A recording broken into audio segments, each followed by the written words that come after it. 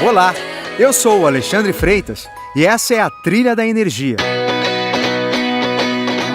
No episódio anterior, estivemos em Ponta do Mangue, uma comunidade que fica dentro do Parque Nacional Lençóis Maranhenses, no estado do Maranhão. Lá em Ponta do Mangue, onde não chega a eletricidade, a gente pôde sentir na pele a importância da energia e também a experiência de viver sem ela, tanto à noite quanto de dia. Depois, eu estive em Brasília, onde conversei com o secretário de Planejamento do Ministério de Minas e Energia. Bom, a primeira instituição que faz uma coordenação de todas as atividades do setor elétrico brasileiro é o Ministério de Minas e Energia. Ainda em Brasília, eu aproveitei para conversar com o diretor-geral da ANEEL, Agência Nacional de Energia Elétrica. Seu Rufino, como é que a ANEEL promove o equilíbrio entre o governo, as empresas do setor e também os consumidores? E essa é a essência do papel de uma agência reguladora, atuar no sentido de pontuar suas decisões naquilo que representa o melhor equilíbrio entre esses diversos interesses que, por vezes, são conflitantes. Ainda pude conhecer Pirinópolis para curtir uma de suas muitas cachoeiras. No episódio de hoje, nós vamos investir na geração de energia. Na primeira temporada, nós conhecemos a geração de energia em hidroelétricas, termoelétricas, solares e eólicas, além da energia gerada pelas ondas do mar. Mas você sabia que além destas fontes, existem ainda outras alternativas para a geração de energia? Vamos descobrir quais são elas? Eu sou o Alexandre e essas e outras respostas a gente vai descobrir juntos, aqui, na Trilha da Energia.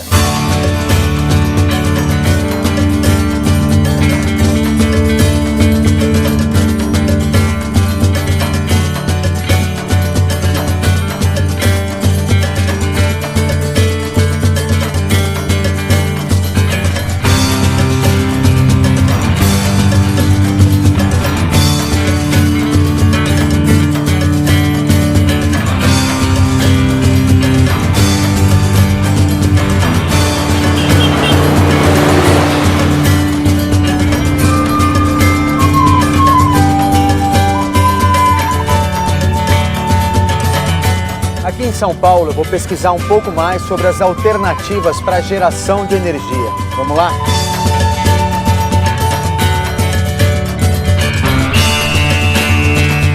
Bom, eu estou aqui com a professora Suani Coelho para conversar sobre a geração de energia por fontes renováveis.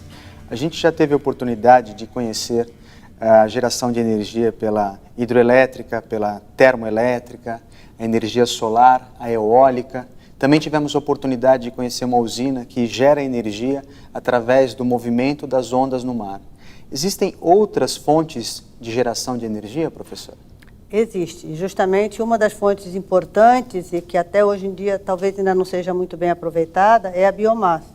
A biomassa é toda matéria de origem vegetal, inclusive resíduos de animais, que a gente pode aproveitar para fazer a geração de energia. Se a gente colocar essa matéria orgânica num recipiente e a gente deixar essa matéria orgânica lá dentro, na ausência de oxigênio, ela vai produzir um gás, que é o chamado biogás, que é formado basicamente de metano e outras CO2, que a gente tem até no ar ambiente, e uns outros componentes. Esse metano, que aparece no biogás, ele é um componente do gás natural. Então, o biogás é parecido com o gás natural, só que ele tem um pouco mais de CO2. Então, ele tem um poder calorífico menor do que o gás natural, mais ou menos metade do que o gás natural. Mas se a gente tirar esse CO2 dele, ele fica igual ao gás natural. E nós podemos usar até em substituição ao gás natural. Professora, então, quer dizer que a gente pode gerar energia elétrica a partir do lixo? Sim, claro. E devemos, porque você tem um resíduo e quando você faz o aproveitamento energético de resíduo, você está tendo duas vantagens ao mesmo tempo. Você está ajudando a eliminar aquele resíduo e está gerando energia. Qualquer lugar que tenha lixo, a gente consegue ter essa geração de energia? Não, Alexandre, porque justamente quando você tem o teu lixo disposto num lixão, que não tem, além de não ter nenhuma proteção contra a contaminação, você não tem como captar o biogás. No lixão, o que acontece? Você pega uma área qualquer, coloca o lixo lá, ele além de contaminar todo o subsolo, porque você não tem a proteção do solo para que ele não contamine, você não tem como captar. Não é que não se forme o biogás, a matéria orgânica que está ali vai se decompor. Mas como você não tem toda a estrutura para captar o biogás, aquela matéria orgânica se decompõe, o biogás se forma e vai para a atmosfera. Quando você vai fazer um aterro, você tem que forrar o chão, o solo com uma manta impermeável, para então começar a colocar o lixo. E você vai colocando o lixo em camadas, e à medida que você vai colocando o lixo em camadas, você vai colocando aquelas tubulações que tem uns furinhos, e aí por aqueles furinhos o biogás que vai se formando passa, e você então capta para levar para o motor. Professora, qual a capacidade de um aterro gerar eletricidade? Para quantas pessoas ele... Então, um aterro como esse que nós temos em São Paulo, o Bandeirantes e o São João, eles têm 20 megawatts instalados a partir do biogás, que gera mais ou menos energia para umas 400 mil pessoas. Quando você está trabalhando com outras tecnologias, como a incineração ou a gaseificação, você pode produzir muito mais, porque aí você não está aproveitando só a matéria orgânica, mas você está aproveitando todos os materiais que você poderia queimar ali do aterro. Professora, então quer dizer que utilizando o lixo para gerar energia elétrica, a gente soluciona dois problemas, né? Então, essa é a grande sinergia. Você aproveita o lixo como uma fonte de energia, então você ajuda o saneamento básico e, ao mesmo tempo, você está colaborando com o setor de energia, aumentando a oferta de energia.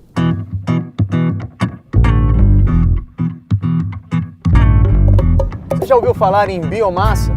Você sabia que é possível gerar eletricidade a partir do bagaço da cana? Pois é, no próximo bloco a gente vai conhecer um pouco mais sobre a biomassa, uma das fontes para produzir eletricidade. Não sai daí!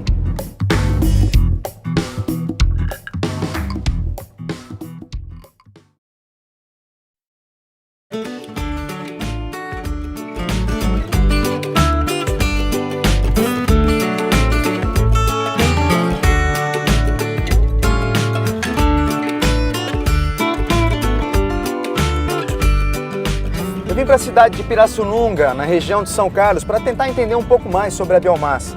O Brasil produz cerca de 16 bilhões de litros de álcool por ano, em quase 3 milhões de hectares, o suficiente para abastecer 40% da frota de veículos.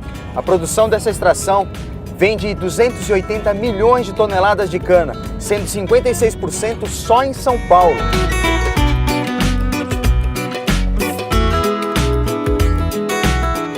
Com toda essa produção, o nosso litro de álcool é mais barato que o combustível produzido nos Estados Unidos a partir do milho e da Europa a partir da beterraba.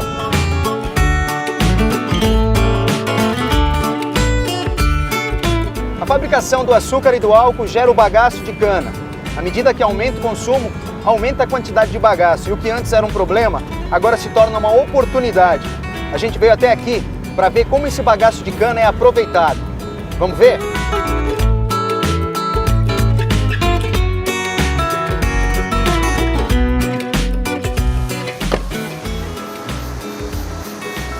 Tudo bom? Reginaldo? Bom dia. Prazer, Alexandre. Por favor, EPIs. Obrigado. Obrigado por nos receber aqui, viu? O prazer é nosso. Vamos conhecer a usina. Isso, vamos lá.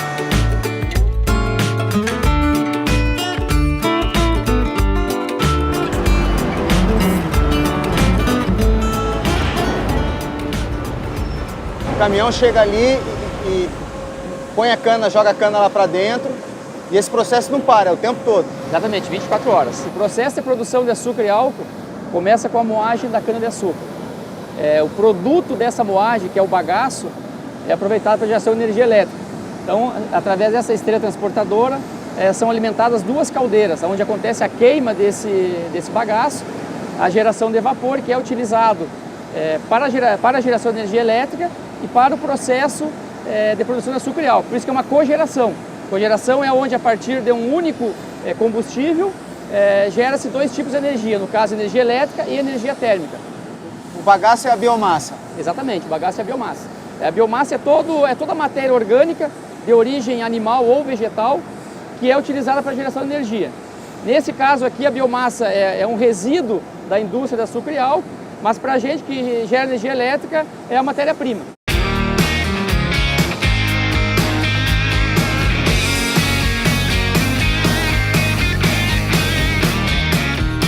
com o bagaço que não é queimado na caldeira, ele é armazenado aqui nesse local para períodos de chuva, por exemplo, ou quando a moenda está com algum problema mecânico, e no período de entre-safra. E aqui fica claro o processo, né? Lá a usina, como é que funciona? Então lá nós temos, dá para enxergar as caldeiras, a chaminé.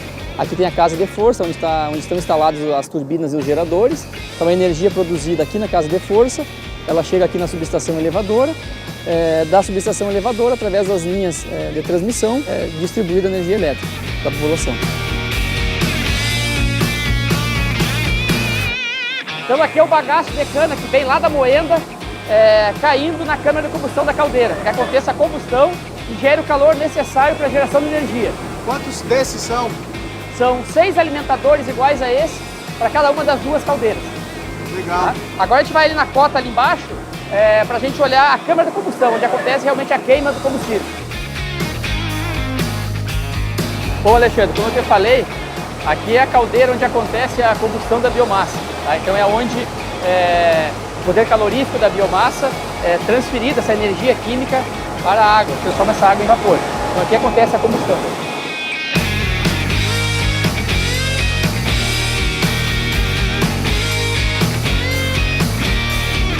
Aqui eu vou mostrar a sala de controle da usina. Bom, aqui nessa estação de trabalho, os operadores controlam as caldeiras, né, as duas caldeiras, e o sistema de abastecimento de biomassa. Então aqui ele controla a pressão, temperatura, liga, desliga esteiras, enfim, toda a parte das caldeiras, do gerador de vapor é controlado nessa estação de trabalho. Legal, uma pessoa só faz isso? Uma pessoa só. O sistema é bastante automatizado, né, que nos permite um operador apenas fazer todo esse controle e toda essa supervisão. E lá é o quê? Bom, aqui nessa outra estação, aqui já é diferente. Aqui o operador, ele controla a geração de energia. Então aqui ele controla a turbina, as turbinas e os geradores. E quanto que gera de energia aqui a usina? Na nossa carga máxima daria para atender uma população em torno de 150 a 160 mil habitantes. Só com bagaço de cana? Apenas com bagaço de cana. Legal. Reginaldo, obrigado por nos receber. Eu que agradeço, estamos à disposição, sempre que precisar, é só nos procurar.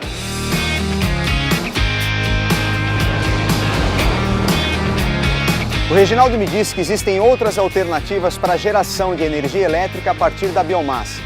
Dá só uma olhada nesse exemplo que gera eletricidade a partir da queima da casca do arroz. No Morro da Fumaça, em Santa Catarina, eu conversei com o engenheiro Lucas, da Aqui Arroz. Processo então, o arroz é colhido, trazido pelos caminhões.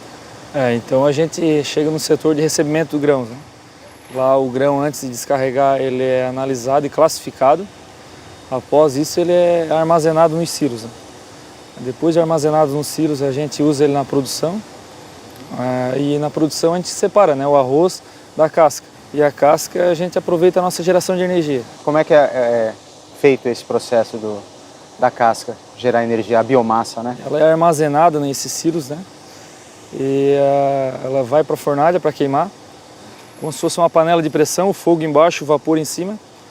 E esse vapor ele é canalizado até na entrada da turbina, onde ele gira a turbina, né? Faz a energia mecânica, e acoplado à turbina a gente tem um gerador, e é onde transforma a energia elétrica que abastece toda a indústria. Quanto que vocês produziam aqui de sobra, né, de casca de arroz que ia para o lixo, isso, para o meio ambiente? O que sobrava aqui de casca, de biomassa, dava em torno de 70 a 90 toneladas dias.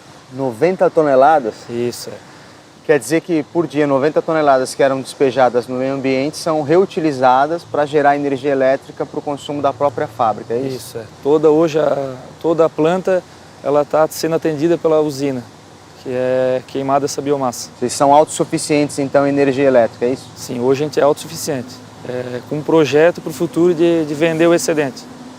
E o que vocês fazem com o que sobra dessa queima, as cinzas? A cinza hoje ela é vendida para cimenteiras. Hoje ela vira concreto. Além de siderúrgica de São Paulo, Minas Gerais, usar como forma. Vocês vendem isso? A gente vende. A nossa cinza hoje é toda vendida. Quer dizer, vocês aproveitam 100% do arroz em si e também do que sobra do arroz, da biomassa, é isso? Da biomassa, além de gerar energia, a cinza hoje ela vira cimento.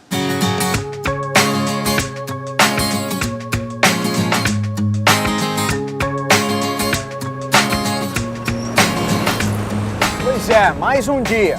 Agora é descansar bem, porque amanhã cedo a gente vai para a cidade de Angra dos Reis, no Rio de Janeiro, para conhecer de perto uma usina nuclear. Não sai daí. Até mais.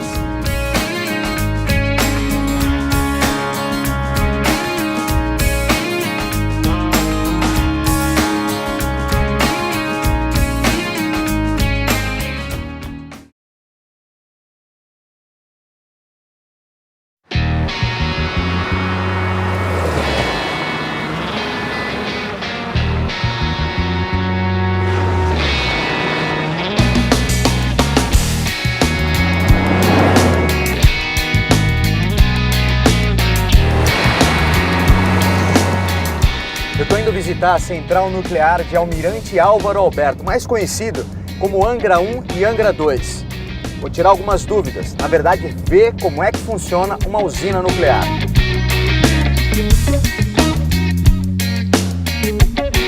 A primeira usina nuclear do mundo foi inaugurada em 1954 em Obninsk, na antiga União Soviética. Hoje, esse tipo de tecnologia fornece 17% da energia elétrica do mundo.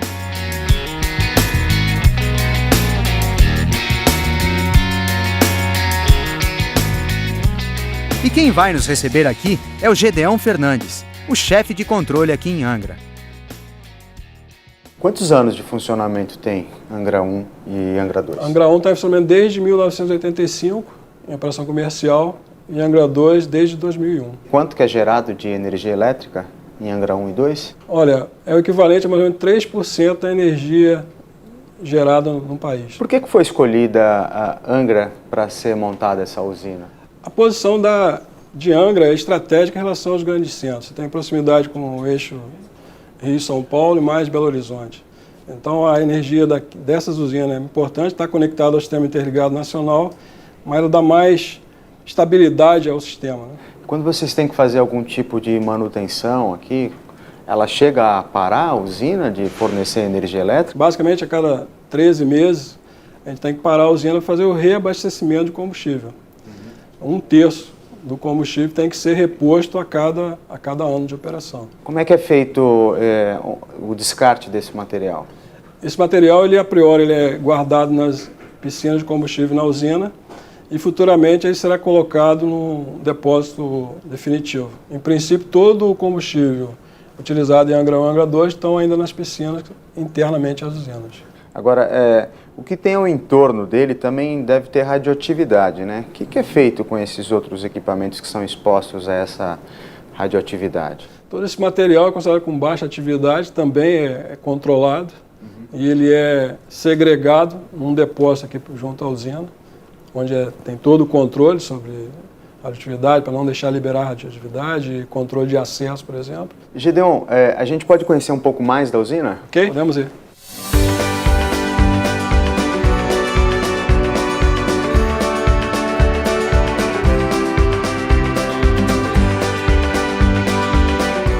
A usina tem uma demanda de água bastante grande, então é importante você estar perto de uma fonte de água em abundância. Bom, Alexandre, vamos então lá no prédio da turbina. Vai esquentar. Vai esquentar. Estas poderosas turbinas geram energia elétrica 24 horas por dia. Nesta visita, eu descobri que o processo começa dentro do núcleo do reator, onde estão as varetas que contêm o urânio enriquecido, o elemento combustível. Lá acontece a fissão nuclear, que é a separação do núcleo do átomo. Ao se romper, um átomo rompe o outro, criando um efeito em cadeia e gerando assim energia calorífica.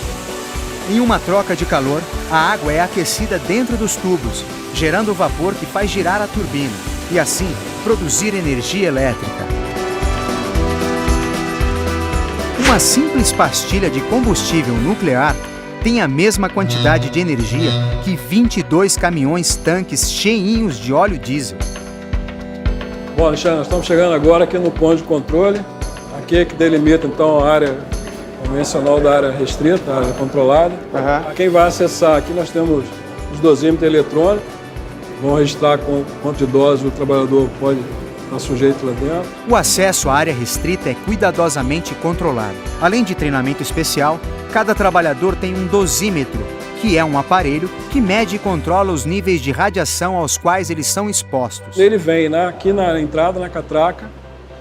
Quando ele insere o dosímetro aqui, ele vai inserir aquele número, vai inserir o número desse documento que autoriza ele a entrar, e aquilo ali, aqui vai aparecer para ele quais são os limites de dose que ele está autorizado, a partir de que dose que ele tem que sair, qual é o valor de alarme, está tudo previsto dentro do dosímetro eletrônico.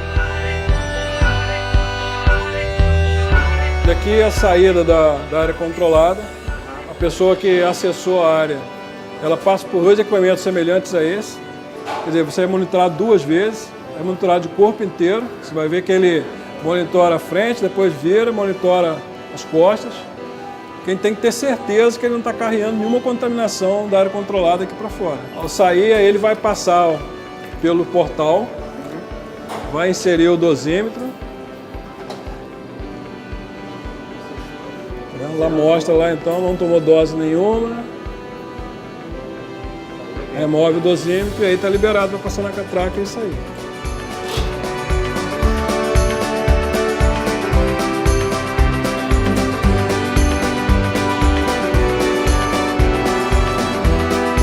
Bom, já sabendo que eu não ia poder entrar aqui no reator nuclear em Angra, eu fui até o IPEM, Instituto de Pesquisas Energéticas e Nucleares, em São Paulo. Lá, eles têm um pequeno reator de pesquisa e eu pude ver de perto como é o seu funcionamento. Vamos lá? Eu estou aqui com o professor Luiz Antônio Terremoto. Professor, que lugar é esse? Aqui nós estamos num reator nuclear de pesquisas que se encontra dentro do Instituto de Pesquisas Energéticas e Nucleares, IPEN, em São Paulo. Professor, e qual é a diferença desse reator para um reator de uma usina nuclear mesmo? O reator nuclear de pesquisa ele é utilizado para propósitos experimentais diversos, né? Quais seriam esses propósitos? A produção de radioisótopos para uso medicinal, agrícola e industrial, a teste de materiais sob radiação, né? E experimentos em física nuclear básica. O reator nuclear destinado à produção de energia elétrica é um reator nuclear de potência. Qual a semelhança entre eles? Que o princípio de funcionamento que a gente tem ali no núcleo do reator é o mesmo, ou seja, é uma reação nuclear de fissão em cadeia, autossustentada, controlada. No caso do reator nuclear de potência, ele é usado como fonte de calor industrial. Eu quero o calor das reações nucleares de fissão para que possa gerar vapor em alta temperatura e pressão, ser direcionado a uma turbina que possa acionar um gerador e produzir energia elétrica em larga escala. Esse calor que é removido aqui é jogado o quê? Na atmosfera, né? Enquanto em Angra não, ele é direcionado para a produção de vapor em alta temperatura e alta pressão. E o urânio está lá, né? O urânio ele está ali no centro do reator. Ali é o coração do reator, vamos dizer assim. Também chamado cerne ou núcleo do reator, né? Ali é que estão concentrados os elementos combustíveis. O que é isso? São os elementos que contêm um composto de urânio. E a gente está seguro aqui nessa área? Absolutamente seguro. O nível de radiação aqui é bem baixo por conta da questão da blindagem que você tem da água e também do sistema de purificação a qual essa água é submetida. Olhando desse ponto, então, a energia nuclear, a energia elétrica, né, gerada por uma usina nuclear, ela é segura e também gera a capacidade de geração de energia é muito grande, né? Muito grande por quê? Porque ela tem uma alta densidade energética, ou seja, numa área relativamente pequena, eu gero muita energia. E na natureza, normalmente já existe uma pequena quantidade de radiação, Sim, né? ela está em toda parte. Você tem, normalmente, pela natureza, um pouco de radiação, né? Agora, o que você não pode é tomar uma dose muito alta. Isso é um problema da energia nuclear. Tudo tem que ser dimensionado de tal maneira que os produtos de fissão radioativos, a radioatividade fique contida no cerne do reator.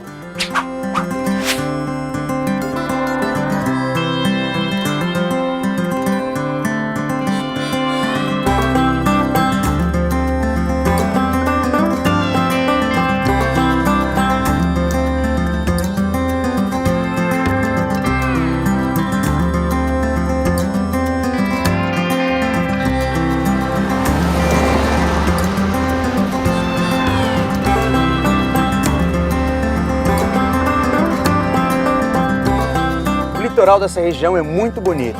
Como ninguém é de ferro, eu vou aproveitar e dar um mergulho.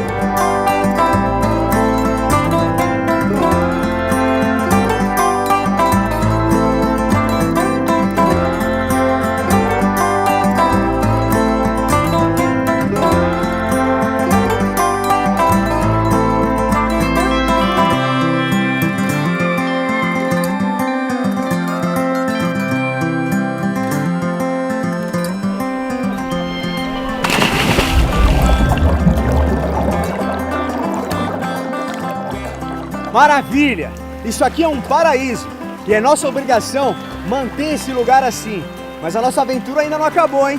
No próximo programa, a gente vai entender como é feita a transmissão de energia elétrica e também toda a complexidade para manter o seu funcionamento. Parece simples, não é mesmo? Mas não é não. Até lá!